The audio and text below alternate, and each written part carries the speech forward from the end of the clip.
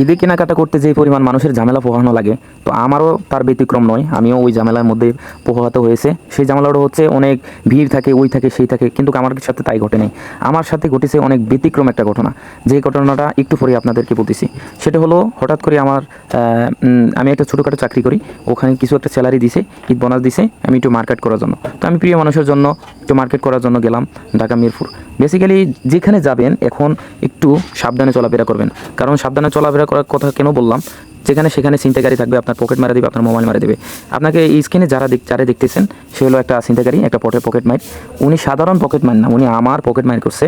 আমার পকেটটা যদিও মারা অসম্ভব ছিল, তারপরও উনি কীভাবে মারছে আমি ঠিক অবাক হয়ে গেছি। আমার পকেট থেকে প্রায়, আমার মানিব্যাগ থেকে কিছু টাকা ছিল, ভালোই কিছু টাকা ছিল, এবং মোবাইল ছিল, দুইটাই আমার নিয়ে গেছে। সাথে সাথে আমি বুঝতে পারছি যে কেউ একজন আমার হাত দিছে পকেটে, কিন্তু আমি সাথে সাথে ধরার সাথে সাথে ওর হাতে আমি কিছুই পাইনি। তারপর আমি ওরে চাপ দিয়ে বললাম যে আমার মোবাইল দে, আমার মানিব্যাগ দে, কিন্তু ও দিল না। কেন দিল না? কারণ হচ্ছে ও সাইডে দিয়ে দিছে, কারণ ওর জীবনও স্বীকার করবে না। আর ওর উপরে যে পরিমাণ মারধর করা হয়েছে, আমার হাত পুরোপুরি অবশ হয়ে গেছে। ওরে মারতে মারতে, শুধু আমি মারি নাই, জনগণ পাবলিক সবাই মারছে। এখন তো জানেন, পাবলিকের মার তো গণদোলাই, যে খাইছে সে বোঝে। কিন্তু মামা, ছিনতাইকারী এমন একটা লোক যে সারাদিন মাইর খাইবো, মাগার মুখে দিয়ে সত্য কথা কখনো বাই করবো না। কিন্তু ভাগ্য আমার ভালো, ওর কাছ থেকে আমি সত্য কথা বের করতে পারছি। কিন্তু সাথে সাথে ওই মোবাইলটা অন্য জনকে দিয়ে দিছে। ওদের একটা গ্যাং স্টার থাকে, 4-5 জন একসাথে চলাফেরা করে। একজনের হাত মারে, একজনে পাস করে দেয়, একজন থেকে আরেকজনে পাস করে দেয়। এই পাস করতে করতে আমার হচ্ছে মোবাইল এবং হচ্ছে মানিব্যাগটা চুরি করে নিয়ে গেছে এই ব্যক্তি।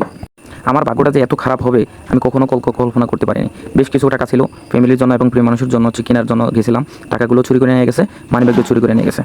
তো প্রিয় মানুষজন, আপনাদের কাছে একটাই অনুরোধ, একটু চলাফেরা করলে সাবধানে চলাফেরা করবেন। ইদানিং অনেক ছিনতাইকারী, অনেক চোর বেড়ে গেছে। আপনারা কি মনে করছেন ওর থেকে কথা বাই করতে, এত সহজে কথা বাই করছে, বা মানিব্যাগ এত সহজে কথা নিতে পারছি আমি? প্রায় আমার পকেট মারছে 6:30-7টার দিকে, কিংবা 7টার দিকে। আমি প্রায় ওর থেকে কথা বাই করতে করতে, মানে ওর থেকে মানিব্যাগ নিতেই আমার এই প্রায় 11টা বেজে গেছে। আর অনেক আমার হচ্ছে বন্ধু করে ফোন দেওয়ার পরে, অনেক চাপাচাপি করার পরে আর একটা লোক এসে আমার মানিব্যাগ এবং আমার হচ্ছে মোবাইল দিয়ে দেয়। বেসিক্যালি কোনো মানুষের মোবাইল এবং মানিব্যাগ কোনো সময় দিবে না, এটা 100% শিওর।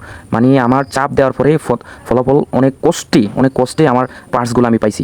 ভাই, সবাইকে রিকোয়েস্ট করি, ঈদে চলাফেরা হোক বা বিভিন্ন শপিং মহল হোক, ওরা সবসময় ভাব পেতে থাকে চুরি করার জন্য। আপনার একটা সামান্য অসতর্কতার জন্য আপনার সারা জীবনের কান্না।